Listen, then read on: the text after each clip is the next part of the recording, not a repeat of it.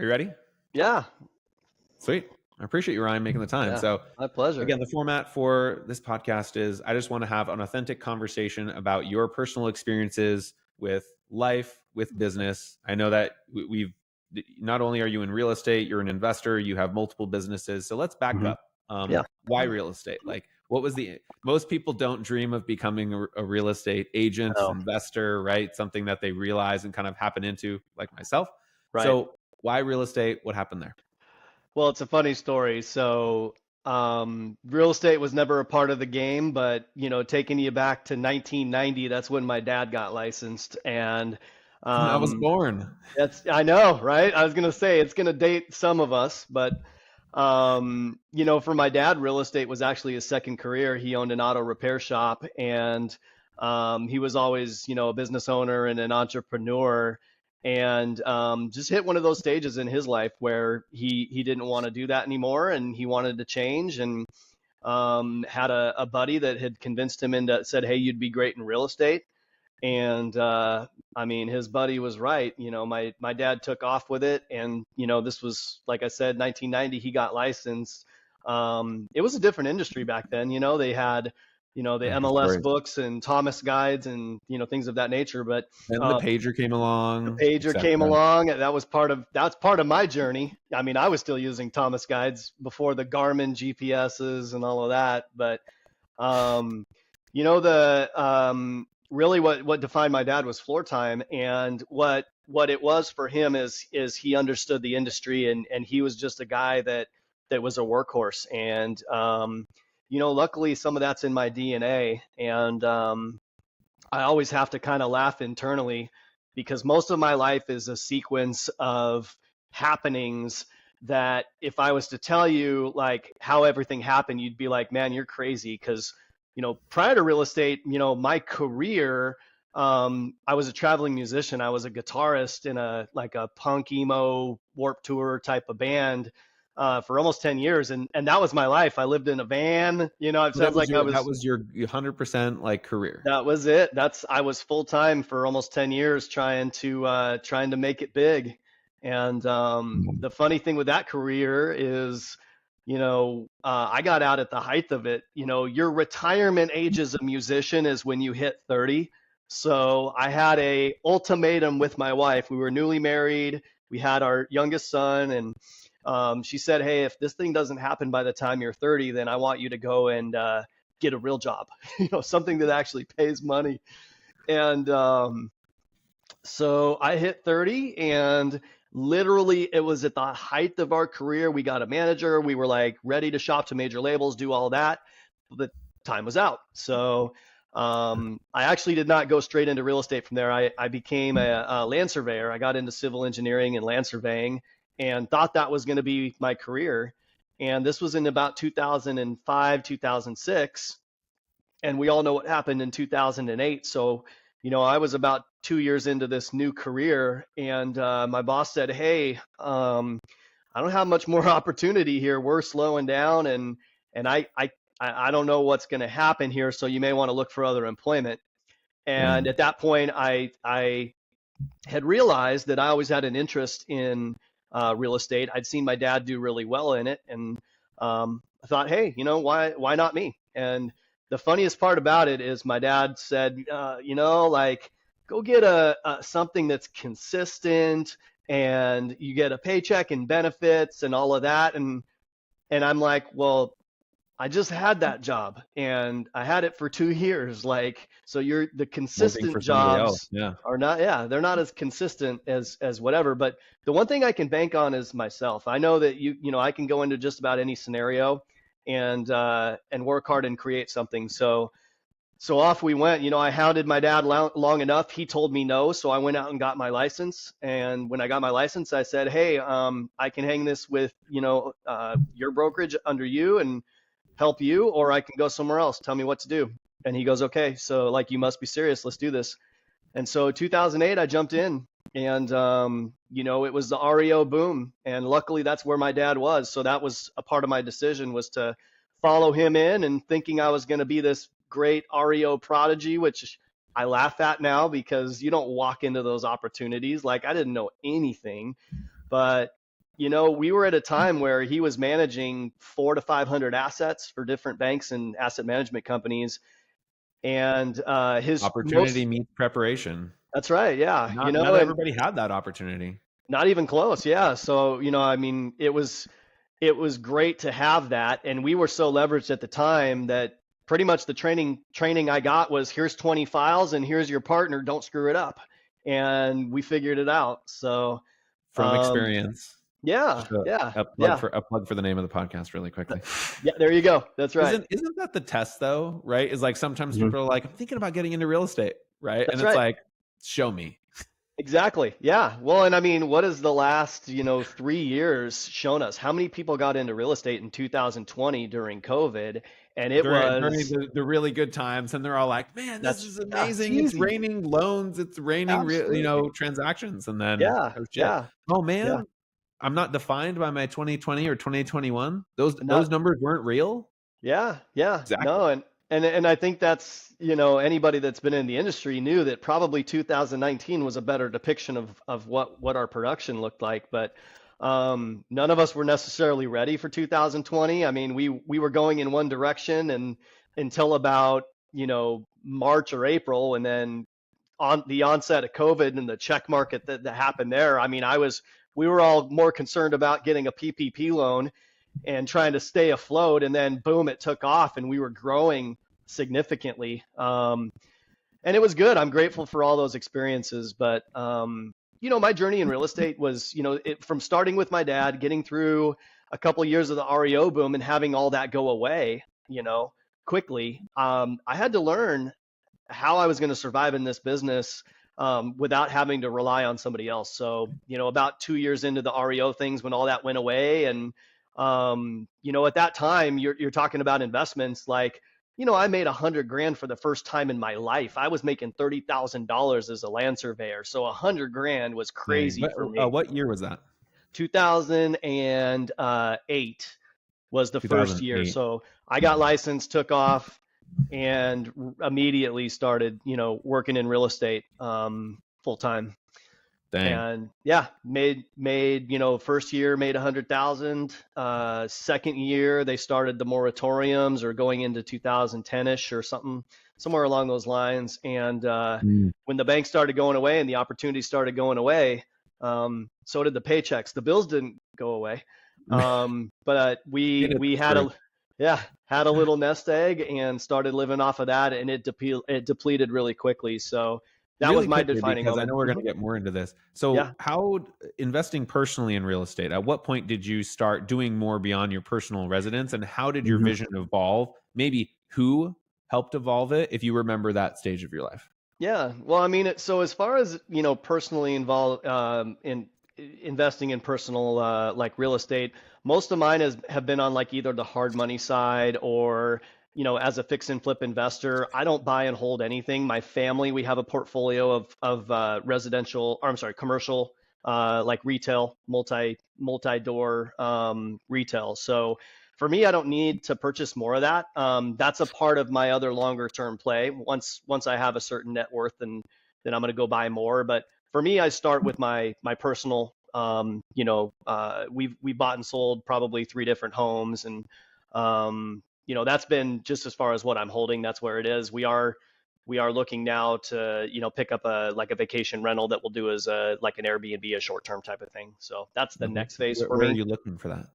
Well, I mean, Orange County, Newport Beach, I mean, those areas, the beach areas, something that's a vacation rental. I mean, the real plan with that is we want to, be able to rent it out probably 99% of the time. We may use it once or twice, but it's a longer term hold. Okay, got it. Yeah. And so, we're to back up a second, because I just wanted to make a note. At the age of 30, Mhm. deciding to step back as a musician, where were you in your own head, right? Because we'll get into skill in a second, right? Because you just started to touch on the skill thing, Yeah. but a lot of it is also mental, right? Hmm. So, from a mental standpoint, as a young man, where were you at? Did you have peace with that decision, or do you remember going back into that stage of life? Like, what did it feel like, and how did you process it? Yeah, no, that's a great question. I mean, At that point in my life, I was broken. I mean, that was my dream. You know, you make all these dreams and plans and you work at it for 10 years to hit the height of the opportunity and then have to basically turn all of that off and walk away from it. I spent a lot of years thinking about what could have been. And it's not until 5 to 10 years later where I realize if I would have stayed in that lifestyle, I would have been divorced. I wouldn't have known my kids if I had it any more than one, and I would have hated my life. You know, because the musician lifestyle is not necessarily the healthiest, or at least the one I was a part of. Um, and I'm grateful that for me, you know, as a person of spirituality, like I feel like God intervened for me and put me in a position that I needed to be in without knowing that. But man, I was broken for a lot of years. I kept thinking, you know, I can only what did I imagine. do? Well, I failed. I guess And I kind of know a little bit of that, yeah, but that, man, that's crazy. well, it's like starting a business and, you know, and having a business fail, you know, a band at the end of the But day. it didn't fail. You Correct. were, and you know, there's a lot of times people would probably justify it, right? Right. They'd change the how much time you have. It's like, hey, but we have all Yeah. this momentum. Right. Oh, Look at the totally. momentum. Look at what Yeah. could be. Yeah. And was there someone in your life that kind of like influenced you toward? Was it just between you and your wife? Did you have any mentors at that point? Like, did God like reach into your soul and just say, "Hey, no"? Yeah. Yeah, you know, well, so yes, you know, the funny thing is the deciding factor, it wasn't my wife that said you need to quit today, but the way that it worked out for me was I was only kind of half involved with the band. I'd go play some shows and then I went back to work, so I was missing like I'd have to leave early from shows, I couldn't hang out and I started to kind of develop this separate life from the band. There started to be What distance, started to distance myself, and so that made it and easier. it made, well, the funny thing is it didn't necessarily make it easier on that side, but what happened is the band decided that they were actually going to audition for another guitarist without telling me, and for some random like act of God, I was, this was, if you remember, I'm going to date myself again, so maybe this may Age is not be the just a case, number, but dude. the it's called the recycler, right? It used to be this like classified ads online, but it was called recycler, and that's where musicians went. You find other people on recycler like, hey, I'm looking for a drummer, right? So anyway, I go on to the recycler. I don't even know why. Don't even know why. It was literally like something was planted in my head to just like, I wonder if these guys put an ad out to replace me because something was weird. And then lo and behold, boom, I found that ad, and that was all I needed. I Bastard. mean, yeah, literally like flipped a switch and I'm like, I'm done. Like I'm done. And so that's Did that create some resentment for you as well? Also, being a man of oh, God, I know that it probably is. Maybe that was a journey, something to, you know. Sorry, I'm going to interrupt myself. Is yeah, Have you ever watched Noah Almighty? no, Have you ever seen the scene where Morgan Freeman's in the diner, right? Because he's God, right? Like in Bruce Almighty, right? right, right, Morgan right. Freeman plays God.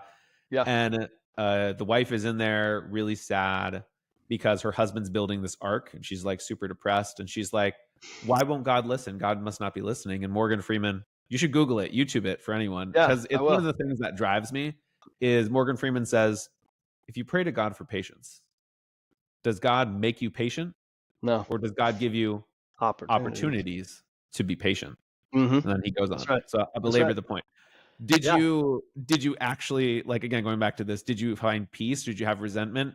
What was that like? I didn't find peace. Tons of resentment. Yeah, I mean, this wasn't like I wasn't a heavy person of God back then. I mean, it was this was not a Christian band, right? Um, Okay. so you know, I had a lot of resentments. If you want to be, I mean, I was You're being crushed. I radically mean, candid. yeah, totally. Yeah, I mean, you know, it's the only way to be. But I was radically crushed. I had a ton of resentments. I mean, I wanted nothing more than to see all those people in that band fail. And um, you know, and it's a part of growing up and a part of life. And at the end of the day, that band was a business. I mean, we were a marketing company. We sold CDs and merch and our product and um, but you don't see all that at the time. So I was very resentful at the band, and then I was resentful that I had a timeline to make it. And so, full disclosure, I mean, that was a struggle for a couple years, but you Yeah, don't see how it all plays out until later, you know? only in retrospect. You Totally. probably feel like you failed yourself, right? You start to personally say like, Yeah, "Wow, like what was totally. me?" like type thing, right? Yeah, yeah. And I mean, it's funny because if you think about it, like, or at least if I think about it, my whole goal was ego driven. It was, I want to be on a major label. So one day I can go, hey, look, Tom, here's my album. We were on Virgin Records. Like, look how cool I am, right? At the end of the day, still it's the same terrible music, but that was the goal, was we want to be on a major label, or I want Okay. to be on a major label. That was my goal. So, All right, we're gonna come back to dreams and goals, but that's okay. that's interesting that you. Oh, random timer going Yeah. off. Yeah. That's interesting that you. So that was your dream. That was your goal That's back right. then, right? Was fame, right? Was Yeah. glory, Yeah. power Fame type thing. well, it's crazy. I mean, it wasn't so much like the fame and the goal. It was really, the goal was, I want to be on a major label. It's like, I want But to make why? it to the NFL. I want to make it to the NBA. It's just Well, maybe and achieving sometimes that do that for level. money, right? Like where Right. they want to be successful. A lot of That's the right. times people don't have a really good definition of what it means to be successful, and Hmm. usually I think that changes when you have kids. Oh, totally. Yeah. Totally. And then Totally. you also get to face the challenge and go through the grinder, and then you come out even stronger, and you're like, "Wow, I'm leveling up." Yeah. So, Absolutely. all right, Absolutely. let's pivot over to the skills that you'll always have with you because that's kind of what you were talking about there. Okay, Yeah. so when did you buy your first house? How old were you?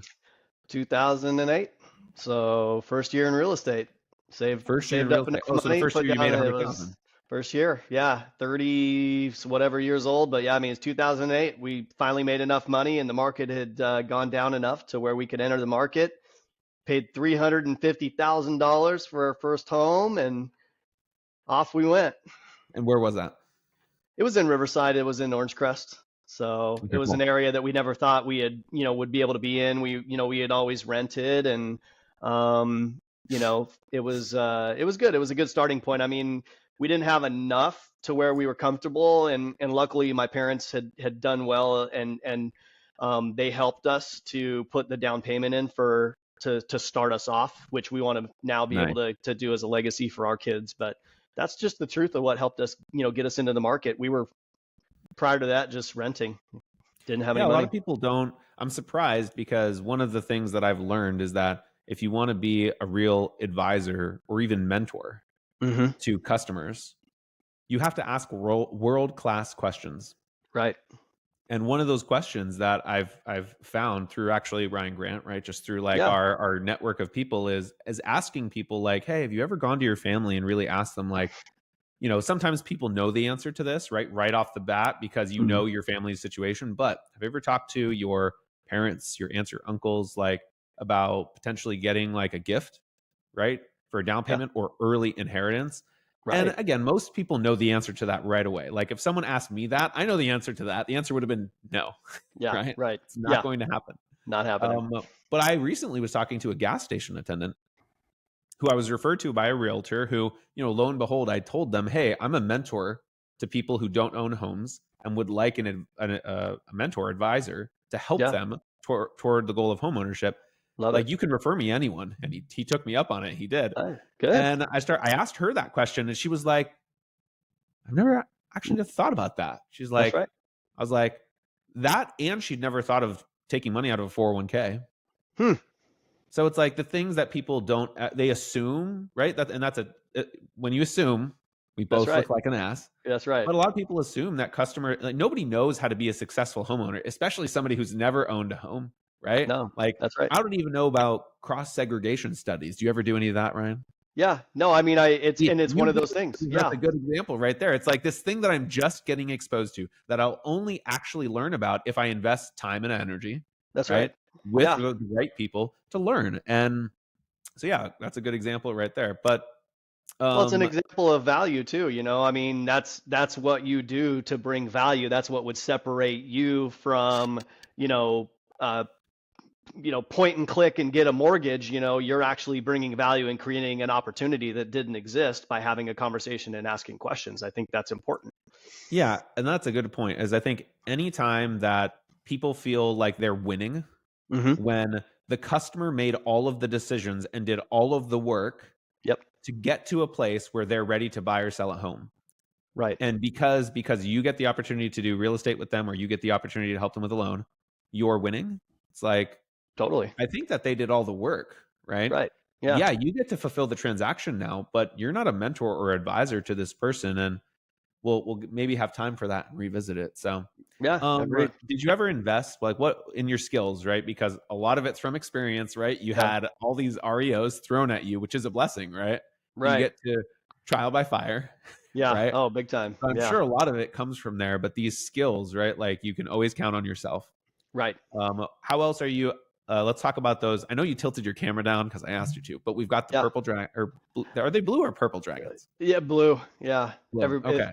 Everybody thinks, they're like, why do you have these stuffed animals and so many of them? I'm like, I swear it's a good thing. It's not weird, but yeah. So it's a part of a real estate coaching program that I'm in, and it's a program that changed my life. I spent 10 years in real estate, um, trying to Before you ever got coached. before I ever got coached. Yeah, I mean, it was just me trying to figure it out. Like, I'm sure like, you get your license, and I had a little bit of mentorship through my dad, but I mean, ultimately, it was for me to figure out for almost 10 years. And if you know me well, that's the one thing you'll know is I'm super driven, but like, I'm not the smartest person, and I'm not going to I don't have this business mind. Like, I look at guys like Ryan Grant, and I'm like, you're let me just like wash your car, fill your gas so I can have 5 minutes of absorbing, how great you are. I got a lot of mentors in my life because of that, and I'm grateful. But I am a perpetual question asker and learner, and that's what made coaching so good for me. Is like, Tom, if you tell me to do 10 things, I will do all 10 things and ask you for 10 more. And the program I'm in, it's called the Core Training. It's very militant type, where it's regimented. They keep it People who simple like to get yelled at. Yeah, I Outsiders. love it. Us I outsiders love joke. We say that Yeah. about you guys. Yeah, and it's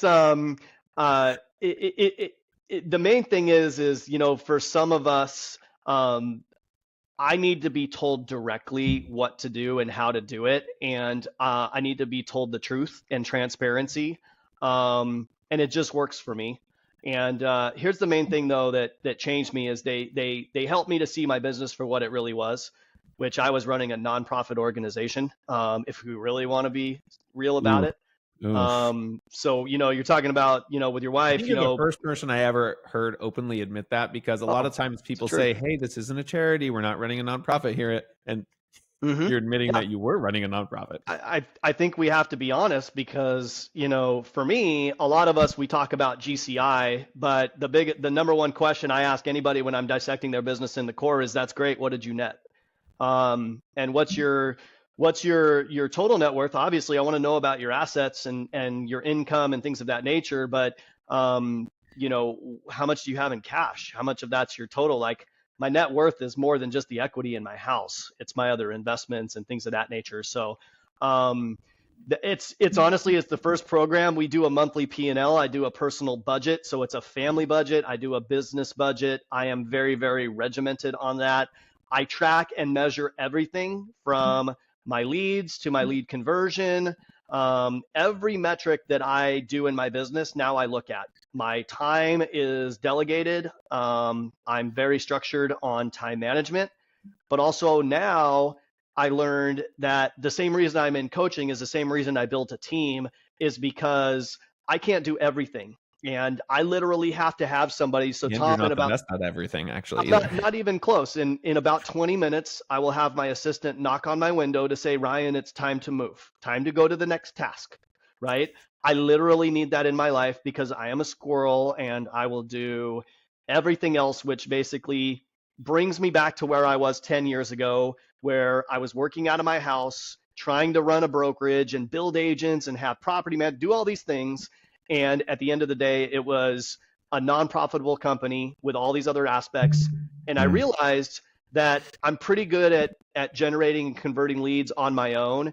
And if I just go back to focusing on my own production, there may be something there. So that's where I started. Okay. What did you have to pull yourself out of? What were some of the things that you were, if you're being Yeah, honest, and actually I wrote that down. I want to talk about that is, cool.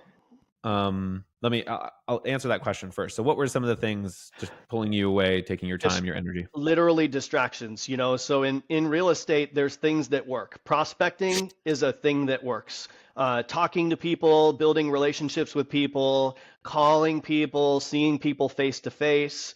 You know, a big part of what I thought worked is if I just sign up for enough online lead generation companies, or maybe I get that Zillow spend going and wait for the leads to come to me so I can convert them at 1 to 2 to 3%. That's a great business model. And so that's what I pursued. And I didn't realize that if I just did business with people that knew, like, and trusted me, that I could convert them at like 80%. And I was missing the bigger picture, trying to, yeah, I mean, I was tripping over, you know, quarters trying to pick up pennies, and it got ridiculous. And I just got frustrated.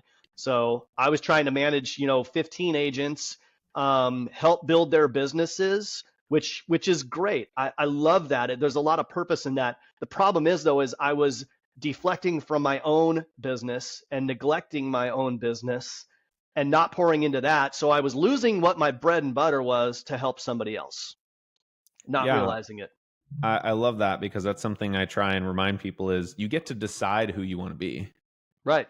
And sometimes we're ignorant and, and unaware, right? We lack the self-awareness to Yeah. realize that you are right now deciding who you want to be. So if you're buying those leads, Mm-hmm. you guess who you're going to be the servant of, That's right. right?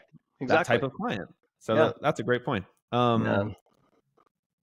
What was I? So radical candor. I just wanted to briefly talk about that because I think that, you know, that's something that you kind of mentioned through the core, right? That you're really getting a lot of is this radical candor. Have you ever read the book Radical Candor? No. One of No. my I'm gonna have to favorites. check that out. I summarize it. I have my own way I of love the saying what it's name. about, right? Yeah. So you and I get to be radically candid with each other. So I say it this way is, you know, we're friends now, Ryan, right? Yeah. So Absolutely. as friends, we don't sugarcoat things for each other, okay? That's I right. want you That's to right. be radically candid with me. I know that you're coming from a place of kindness and love, but what I don't want you to be is that cheerleader on the sidelines when we're massively losing this game That's and right. you're still just cheering for me when you should be the coach Yep. saying, "What the hell are you doing?"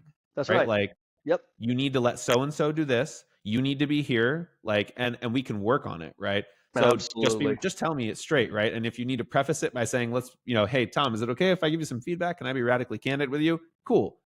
But I want more of those people in my life, and too many people have cheerleaders in their life just happy to say, you're going out door knocking, right, with your door hangers, and like That's right. they've been doing the same thing that doesn't work, That's right. right? Like, or it's a shitty door hanger. Let's be honest, right? Absolutely. Like, That's right. there's now it doesn't need to be perfect because that's a mistake, right? The Mm-hmm. pursuit of perfect, right, is an endless one, right? It's Perfect doesn't exist. unattainable. The That's pursuit right. of better is how we should live.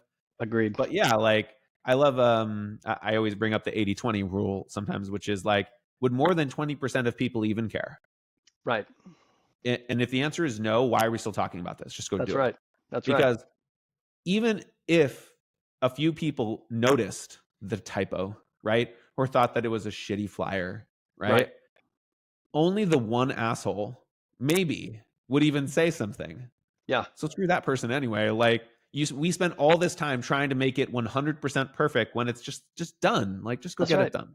Yeah. Well, and it's funny you say that because, you know, we were just talking about what we call a 95-5 rule.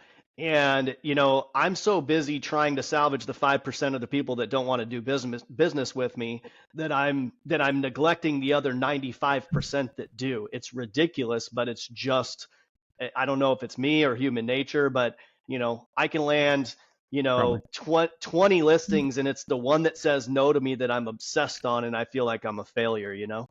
It's crazy.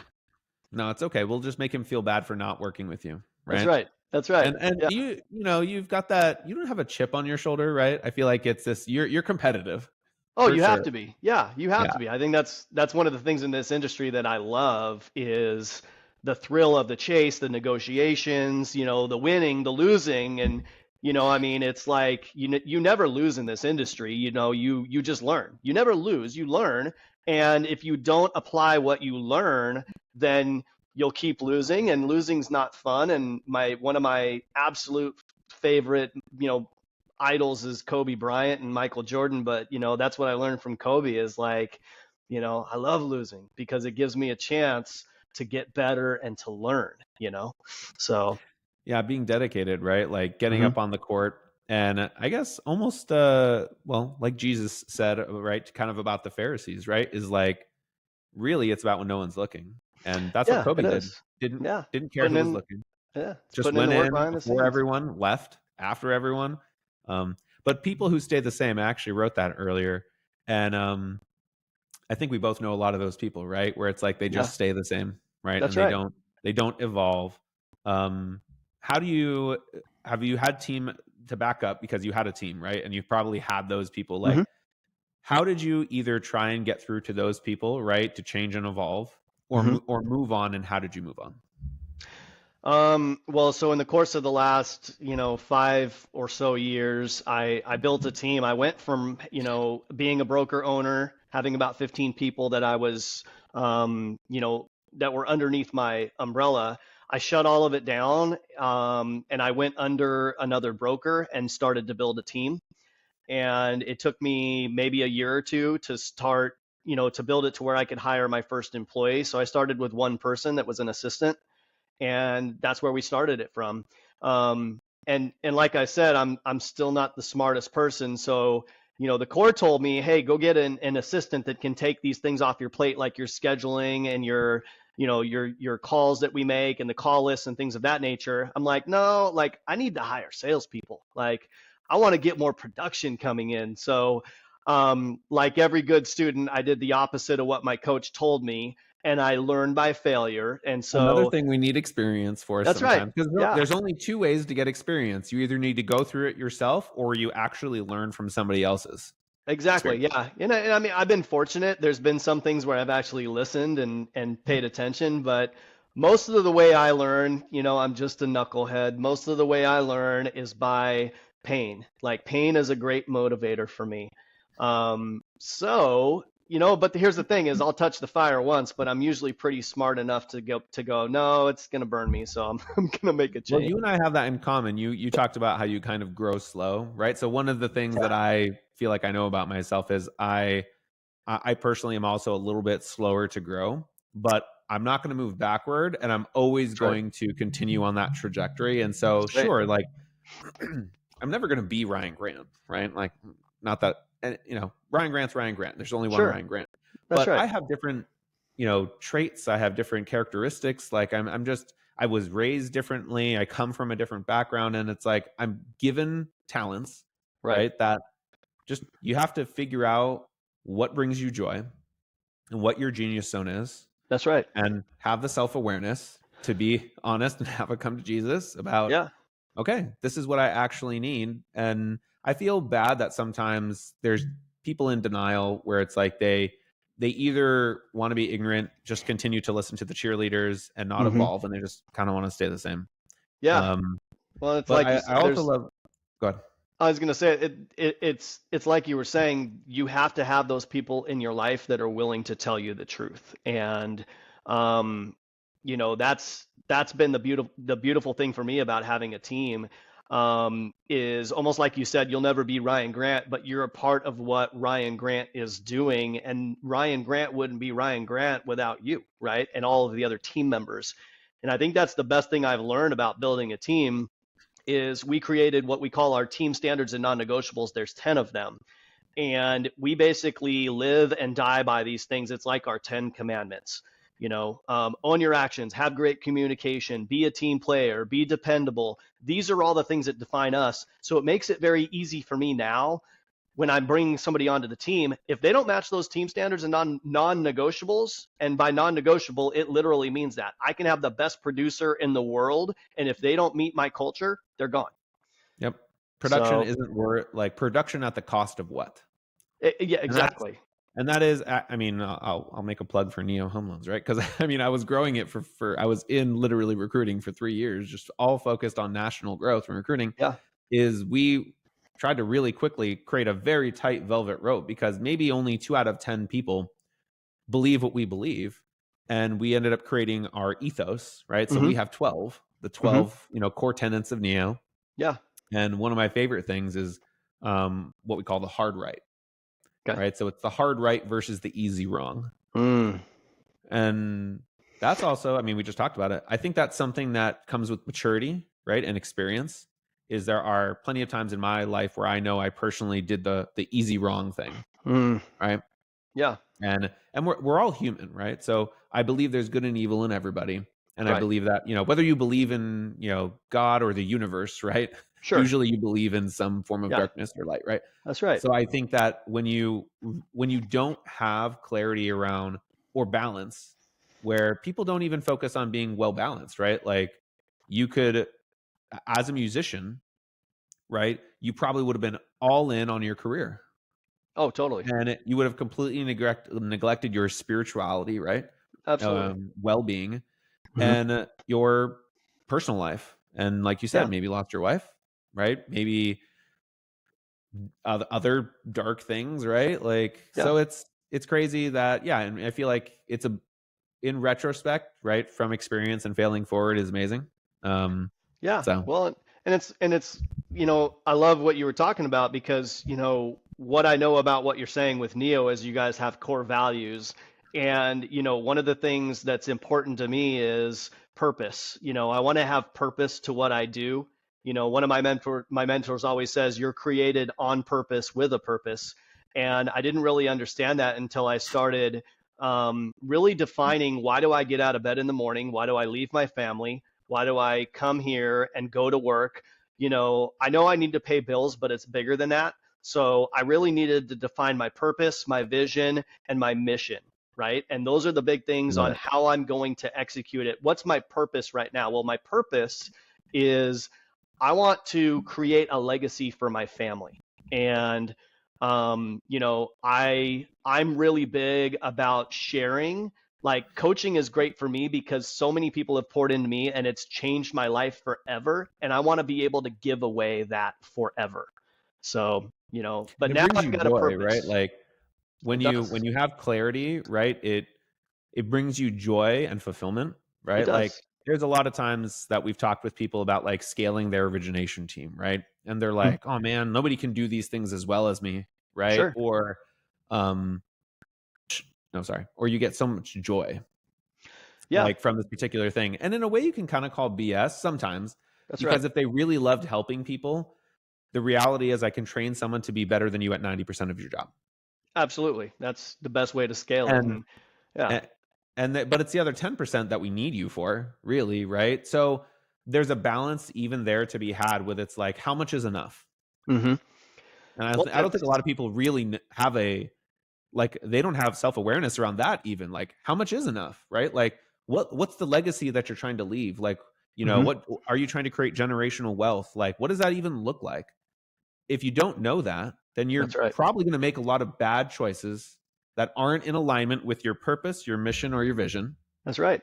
And again, it comes with time and experience that I think sometimes you're going to get those Yeah. things, right?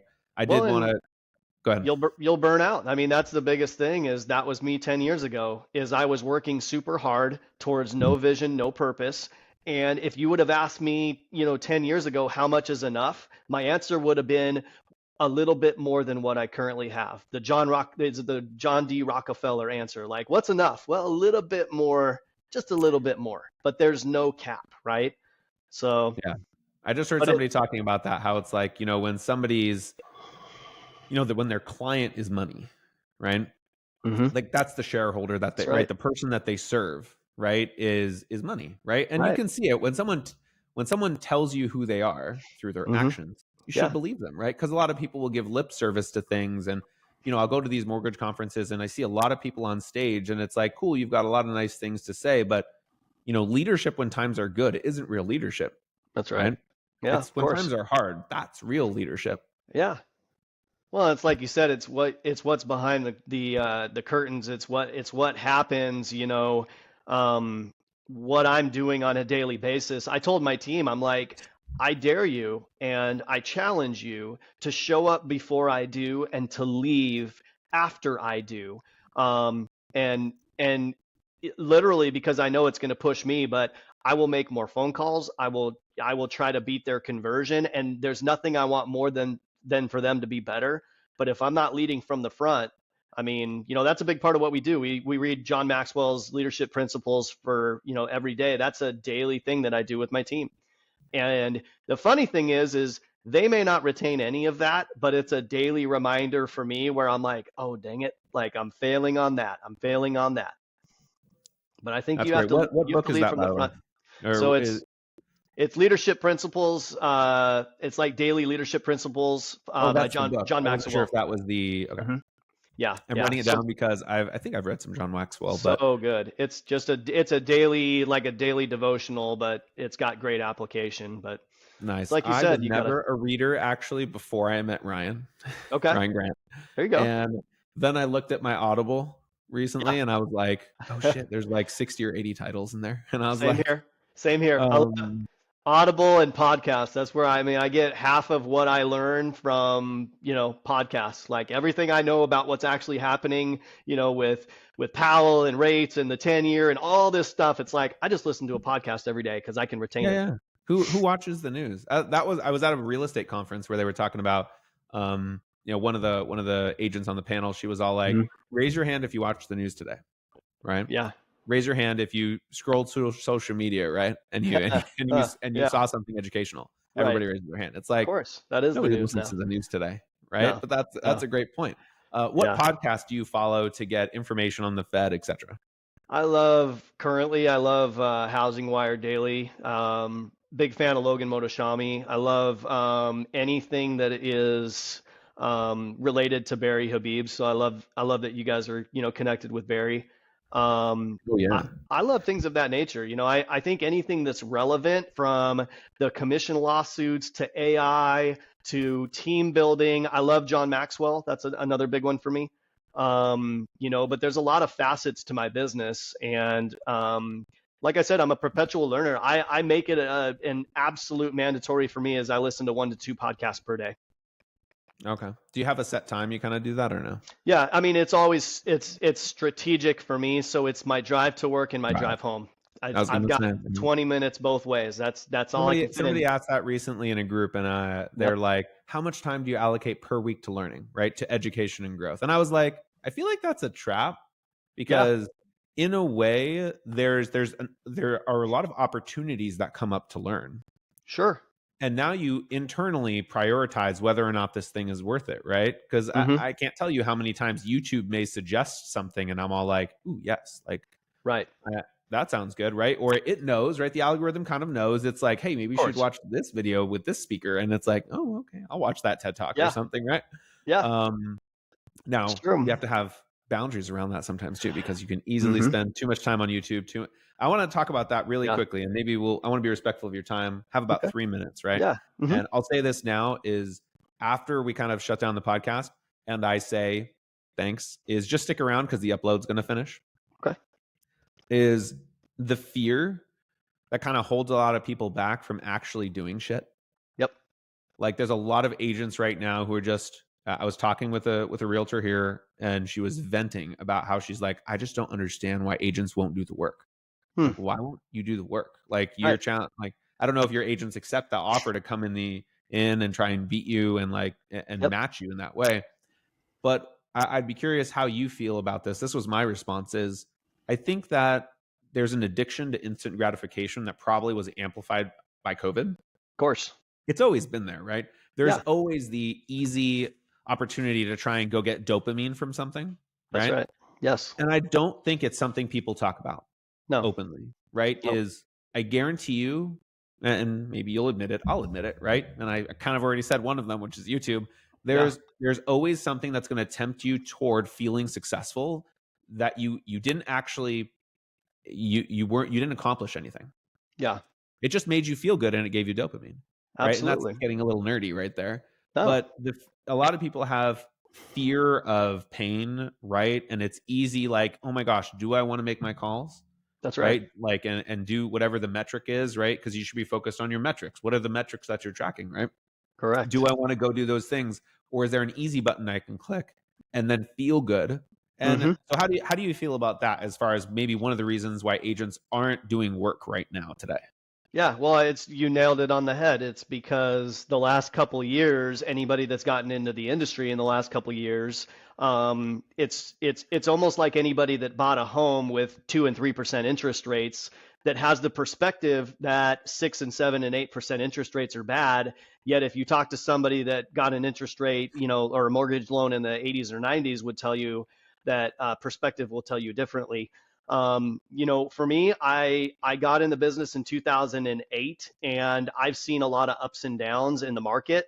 And my main thing is there's nothing that creates more dopamine for me than putting in a solid day's worth of work. Because I know that if I put in the work and I plant the seeds and I cultivate them and I water them, then I will pick fruit. That's a guaranteed in this industry. But here's the thing is, we think that the work that we do is supposed to be fun, and we think it's supposed to always be challenging and enjoyable. And there's some days where I look at my schedule, and if my mindset allows me to be there, I can be like, I don't want to do this and I don't want to do that. Or I can see that as a challenge and it's just what I do. For me, everything in my schedule is thank you. What you can Everything in my control. schedule is mandatory. It is not a negotiable item. So if I take it in that manner, then I choose to put in the work to get the results. But it's almost like taking medicine. It's not always going to go down and taste wonderful, but it's going to be good for me. And it's like working out. I can either choose to show up and do the reps. I typically feel better when I'm done working out than when I start. But here's That what we're talking about books. The book Atomic Habits changed the way I do my business because it also tells me what happens if I don't do the work. And I love the fact that today's market is separation season. So I'm doubling up my marketing efforts. That's right. Like, I'm such a greedy capitalist. Like, I love this right now. And I'm going to work twice as hard right now so I can reap the benefits when this market comes back. yeah. That's my mindset. And there's days, my wife shared an Instagram reel with me, and it was Nastia Lukin. She's a Olympic gymnast, and it was don't quit on a bad day. And that's what I share with Mhm. my team, and that's what I need to be reminded of daily is I could have a terrible day today and come home and say real estate's not for me, because most of us will make those emotional decisions. And the funny thing is I can have an amazing day tomorrow and feel completely different. So I've chosen to be I more know that tactical. feeling. That is Yeah, amazing, dude. it's human That's an nature. amazing point. Yeah. Yeah. Actually, one of my so I'll have a moment of radical candor, right, and be vulnerable. Is what I have. So we just did goal setting with Neo with our whole company. It was an amazing exercise. I spent an hour and a half, like literally doing it. Right, the Yeah. whole hour and a half was dedicated to. We're not just going to talk about what to do. We're going to do it. So Love it. everybody, remove the distractions. That's Right, they right. even played some music at some points. Right, some nice meditation music where it's like, okay, you're doing the work. Right. Right. So my personal goal is to I want to focus on my health and my wellness. But you have to say because, right? You Mm, can't just say what the goal is, right? that's right. And it's because I want to be able to have more time, energy for my family today and in the future, That's right. right? Especially in the future, because I know, and my wife's a doctor, so she's always reminding me, right? Right. Right. Is if you're not being healthy, then you're technically robbing yourself of time, right? That's So right. Yeah. that's my personal goal. My professional goal is I want to honor my calendar Okay. Love that. because I want to have freedom of uh, money, time, and energy, Mm, right, for my family, and that's that's why, right. right? That's right. So one of the things is I feel like I was never somebody who was a CRM or calendar person, and so Right. hey, remember we talked about this. I'm always getting better. I'm always That's right. getting better. Yeah. You Progress. should ask Ryan Progress. Grant. I'm way better than when I even transitioned out of title insurance and been in the mortgage side now. So it's Yeah. gradual improvement.